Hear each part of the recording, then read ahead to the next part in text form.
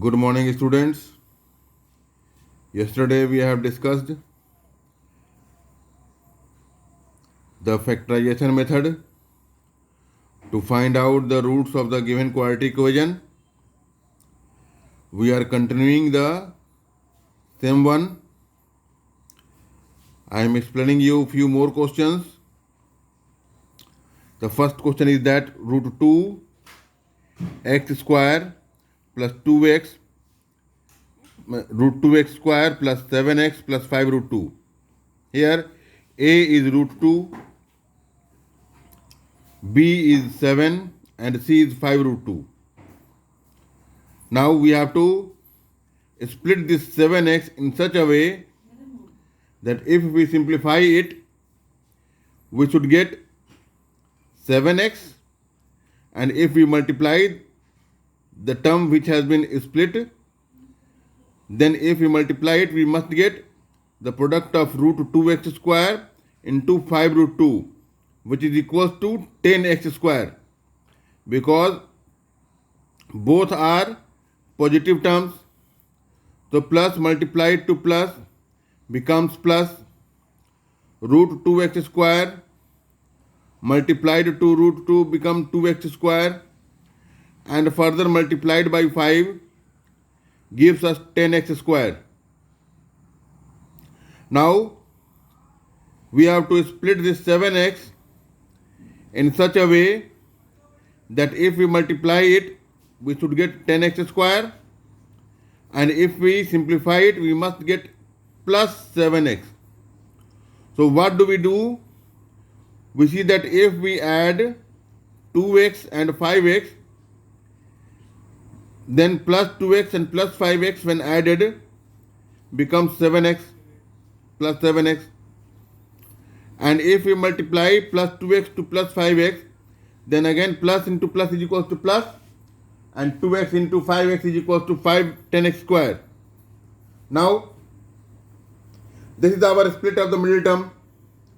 After that, we will take out the common term in the first two term and the last two term. In the first two term, what is common? In the first two term, root 2x is common. So what is left in the first term? It is x. And what is left in the second term? It is root 2. Because root 2x square, when divided by root 2x, this root 2 and root 2 will be cancelled out. This x square is cancelled out with x. Only x is left over here. And when this 2x is divided by root 2x, x cancelled out, nothing is left. And this 2 when divided by root 2 will give us root 2. Because every whole number has the product of its square root. For example, if we want to write a, then a can be written as root a into root a.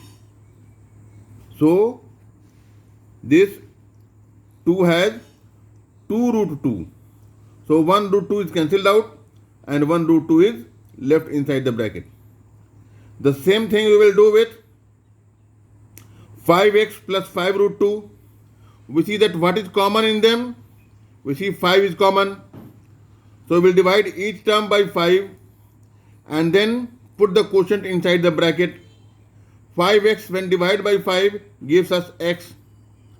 5 root 2 when divided by 5 gives us root 2. Now we are having two factors over here. Root 2x into x plus root 2 and 5 into x plus root 2. Now we observe that x plus root 2 is a common factor in both the term. So we will take out the common term. That is x plus root 2 is taken out common.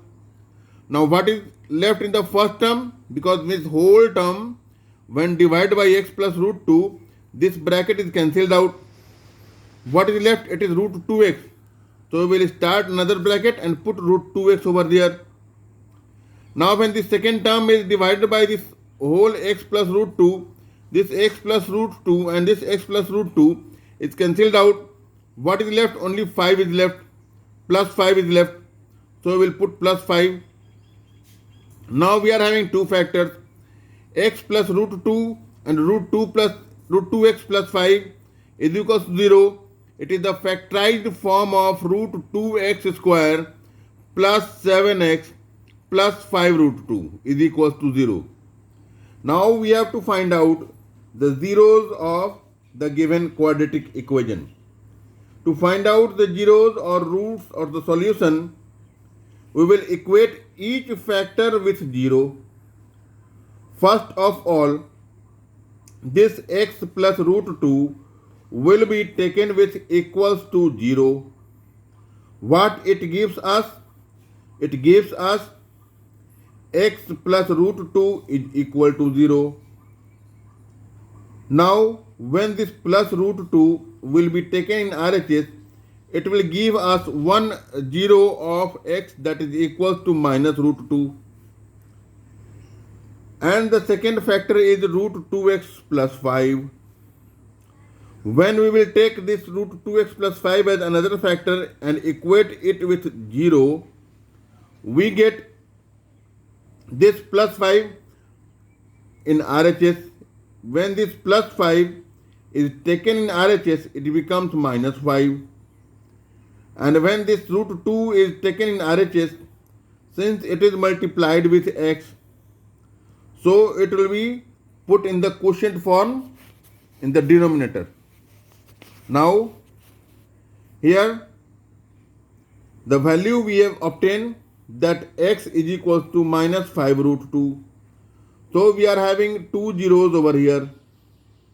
Minus root 2 is 1 0 and minus 5 root 2 is another 0. Their names are alpha and beta. We generally call the roots as alpha and beta. Zeros or solutions are generally treated as alpha and beta. I am explaining you one more question. It is a little bit different from the previous one. So, just take care to solve these type of questions. When the question is given in a fractional form. You see this question. When you will see this question, you find out that it is 2x square minus x plus 1 by 8 is equal to 0. Now here we are having 8 in the denominator. What we will do? We will take the LCM of the denominator if there are more than one factor. But here it is only one. So the LCM will be equal to 8. And then we will find each term with LCM 8. Thus we get 16x square minus 8x and plus 1. And we put inside the bracket, and this 1 by 8 is taken out. What we have done, we have obtained the value by taking LCM 8, or you can find it out by multiplying each term by LCM. If you multiply each term by LCM, we get the again same term. That is 16x square minus 8x plus 1 is equal to 0. When this 1 by 8 is taken in RHS, our equation becomes this one. That 16x square minus 8x plus 1. It is our equation. It has been converted into this form.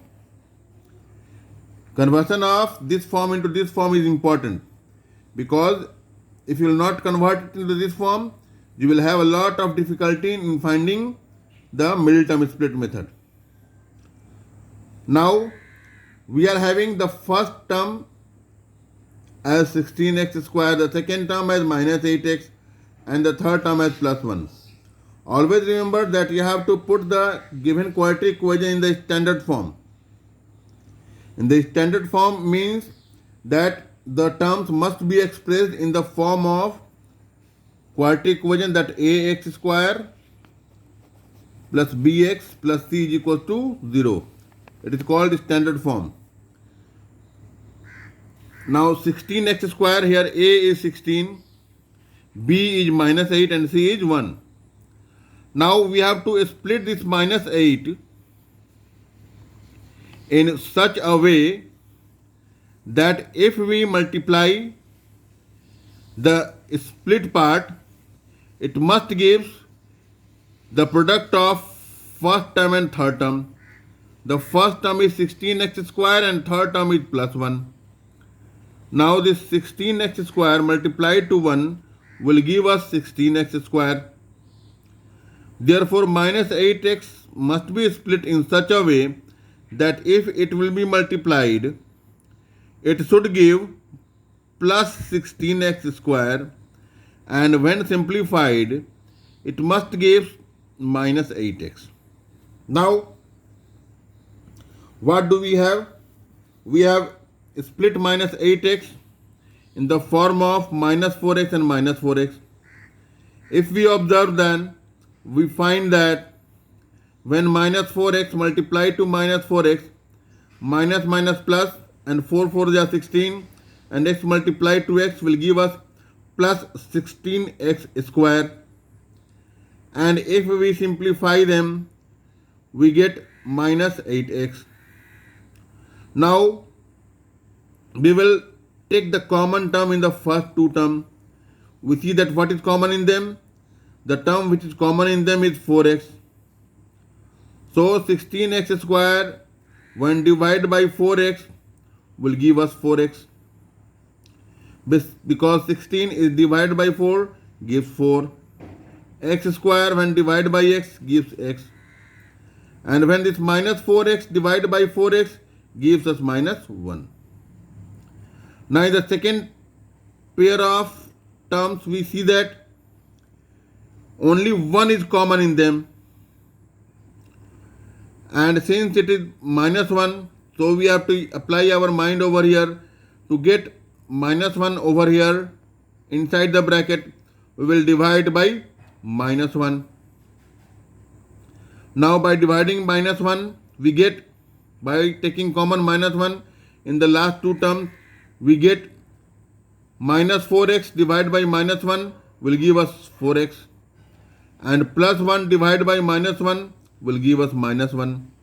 Now in this way we have obtained this value. And in this value what do we have? The common term, common factor, 4x minus 1 is a common factor.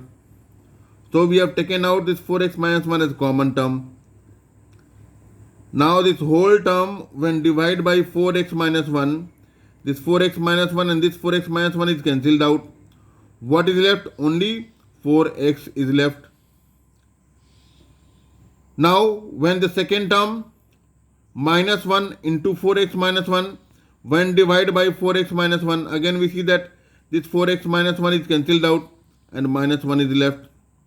Now we are having again this common factor, same factor, 4x minus 1 into 4x minus 1. Now by and by we will equate each factor with 0 and then get the corresponding value of x. When this 4x minus 1 equate with 0, we get 4x minus 1 is equal to 0. And by taking minus 1 in RHS, we get plus 1. And this 4x, when this 4 taken in RHS, it will be divided. So the value of x we obtain is 1 by 4. Similarly, by the second factors, this 4x minus 1 is equal to 0, we can obtain the same value, that is 1 by 4. Thus we are having two values of x, 1 by 4 and 1 by 4. So you have to practice these type of questions. You will try to solve, and in our next class we will explain you another method to find out the zeros of the quadratic equation using different methods. Till then, practice it.